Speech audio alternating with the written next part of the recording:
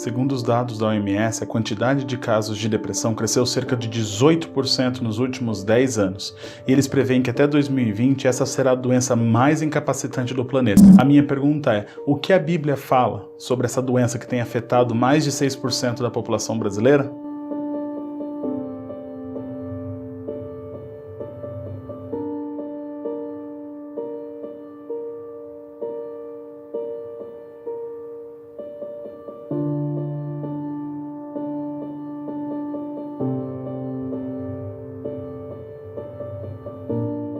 O coração alegre é como um bom remédio, mas o espírito abatido seca até os ossos. A palavra traduzida por abatido nesse versículo se refere a um espírito esmagado, um espírito ferido e até mesmo um espírito em aflição. E é exatamente esse o desejo do autor nesse verso, demonstrar um sentimento tão profundo que pode ser contrastado com a alegria e a felicidade.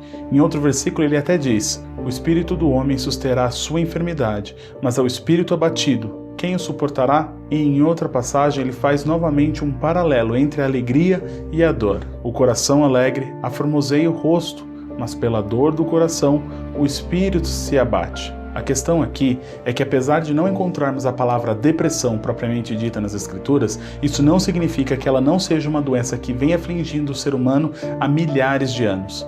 E com base nisso eu quero acabar com o primeiro estigma, que é depressão é falta de Deus. Depressão é uma entre muitas doenças psiquiátricas, tais como esquizofrenia, déficit de atenção, hiperatividade, transtorno bipolar, transtorno de ansiedade, enfim. A depressão produz uma alteração de humor que geralmente é caracterizada por uma tristeza profunda e sem fim, que muitas vezes são associadas a dor, amargura, desespero, baixa autoestima e culpa. Por estar associada ao corpo humano e à mente de cada indivíduo, a depressão é uma doença que pode ser diagnosticada em qualquer independente da sua fé ou da sua religião. Podemos inclusive encontrar relatos de personagens bíblicos que provavelmente passaram por dificuldades que despertaram um sentimento de tristeza tão forte que hoje qualquer um poderia descrever como sendo depressão.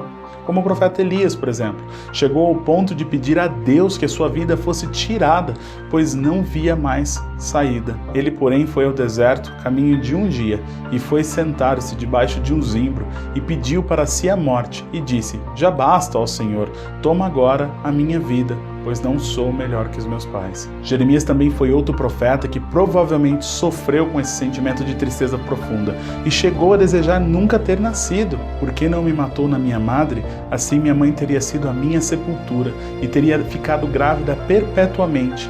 Por que saí da madre? Para ver trabalho e tristeza e para que os meus dias consumam na vergonha? Vemos Davi, através de seus salmos, expressando muita tristeza, medo, desespero e até pedindo para Deus que restitua a alegria da sua salvação. Vemos Noemi, sogra de Ruth, expressando grande amargura após a morte de seu marido. Até o apóstolo Paulo, um homem super otimista, aparenta lutar com sentimentos que poderiam afligi-lo. Em tudo somos atribulados, mas não angustiados, perplexos, mas não desanimados, perseguidos, mas não desamparados, abatidos, mas não destruídos. Será que esses personagens bíblicos mencionados sofriam de depressão por falta de Deus?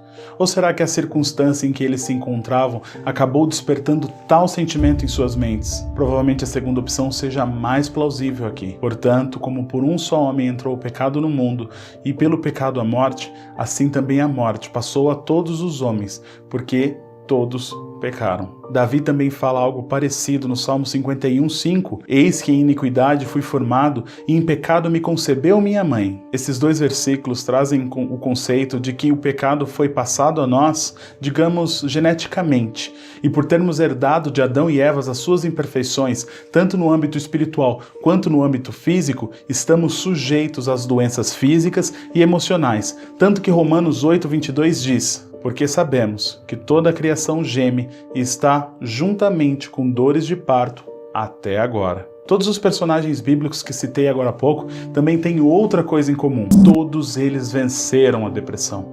E Deus foi honrado com isso. E assim como é verdade de que qualquer um pode ter essa doença, também é verdade que qualquer um pode se livrar dela. E esse é o ponto principal desse vídeo. Primeira coisa a se fazer é procurar um médico. Deus é quem capacita uma pessoa a ser médico, pois não é fácil fazer um vestibular, entrar numa faculdade, estudar com empenho, se formar, fazer uma residência, fazer uma especialização, se formar nessa especialização, prestar um concurso público ou abrir uma clínica, ou ser contratado para atuar nessa área, abrir a agenda, aceitar o seu plano de saúde e te oferecer um atendimento de qualidade e um tratamento adequado que possa te ajudar. E Jesus também, ao rebater os escribas e fariseus, faz uma analogia dizendo: não necessitam de médicos que são sãos, mas sim os que estão enfermos. Também peça ajuda a Deus. Ele é o único que poderá usar o médico, os remédios e o tratamento a seu favor. E quando isso não for suficiente, Ele será o único que poderá restaurar a sua alegria. Ele é o único que poderá preencher o vazio que bens materiais e prazeres desse mundo jamais preencherão. Ele é o único que te ama e está com os braços abertos para te restaurar e te oferecer a salvação. Ele é o único que deseja te oferecer consolo no meio do terror. É o único que poderá segurar na sua mão quando tudo parecer o fim. Ele é o único que dirá: não temas, porque eu sou contigo. Não te assombres, porque eu sou teu Deus. Eu te fortaleço e te ajudo e te sustento com a destra da minha justiça. Ele é o único que te oferece ajuda em carregar o seu fardo. Lança o teu cuidado sobre o Senhor e Ele te susterá. Não permitirá jamais que o justo seja abalado. Ele é o único que deseja realmente te salvar. Perto está o Senhor dos que têm o coração quebrantado e salva os contritos de espírito. Deus restaurou a alegria de Noemi através da sua nova família, deu um companheiro para Elias e renovou seu ânimo. Deus deu coragem a Jeremias e ele continuou a profetizar e inclusive foi salvo do castigo de Israel. E Paulo foi fortalecido através das boas notícias de seu trabalho, através de seus amigos que foram enviados por Deus. Para vencer, precisamos de força e ela virá de Deus. Se você está sofrendo com essa doença, lembre-se das promessas de Deus na sua vida. Lembre-se que o amor de Deus é tão grande que Ele enviou Jesus Cristo para se sacrificar no seu lugar e que Ele deseja carregar seu fardo. Lembre-se que apesar de sabermos que nesse mundo teremos dores e aflições, poderemos confiar nele, pois Ele já venceu esse mundo. Lembre-se que Deus quer ouvir o seu clamor e deseja ter um relacionamento pessoal com você. Ele deseja te salvar, Ele deseja ser o seu consolador. Não permita que pensamentos do maligno tomem conta de você, mas pratique as verdades e as promessas de Deus. Deixe Ele falar com você através das Escrituras. Jesus diz: vinde a mim todos os que estáis cansados e oprimidos, e eu vos aliviarei. Não se isole, fale com alguém, se abra para alguém maduro espiritualmente que possa te ajudar. E procure pensar em outras coisas. O apóstolo Paulo até instrui no que devemos pensar. Quanto ao mais, irmãos, tudo que é verdadeiro, tudo que é honesto, tudo que é justo, tudo que é puro, tudo que é amável, tudo que é de boa fama, se há alguma virtude e se há algum louvor, nisso pensai. Não desista. Fique firme. Entregue a sua vida a Jesus Cristo hoje e Ele te libertará. É uma promessa dele. Se, pois, o Filho vos libertar, verdadeiramente sereis livres. Obrigado por assistir esse vídeo, espero que tenha te ajudado. Não deixe de compartilhar esse vídeo nas suas redes sociais, talvez ele possa ser útil para uma pessoa que esteja sofrendo com essa doença agora. Se inscreva no nosso canal, deixe o seu like para ajudar na divulgação dos vídeos e nos siga nas suas redes sociais também. Que Deus te abençoe e até o próximo.